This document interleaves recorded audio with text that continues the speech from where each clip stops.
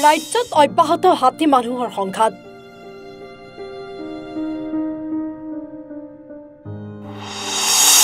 কলিয়াবৰত বন্য হস্তীৰ সন্ত্ৰাস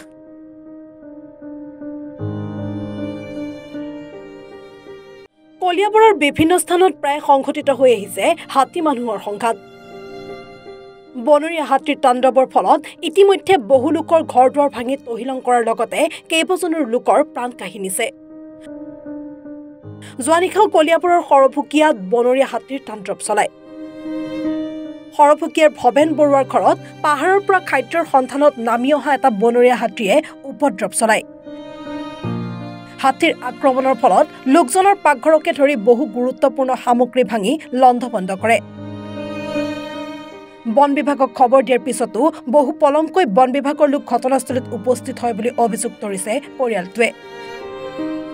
উল্লেখ্য যে বিগত বৰ্ষতো বনৰীয়া হাতীয়ে লোকজনৰ ঘৰত আক্ৰমণ কৰে 3বাৰকৈ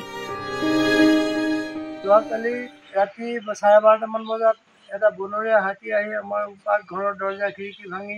ভিতৰৰ বস্তু লণ্ডভণ্ড কৰিছে আৰু ৰাতি সাৰ পাই উঠি মানে গোটেইখিনি মানুহ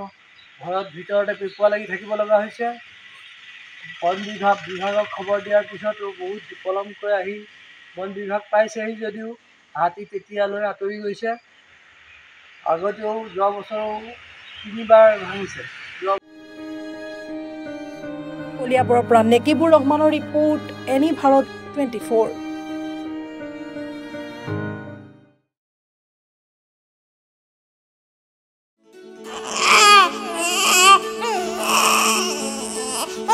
অভিনন্দন আপোনাৰ এজনী ছোৱালী জন্ম হৈছে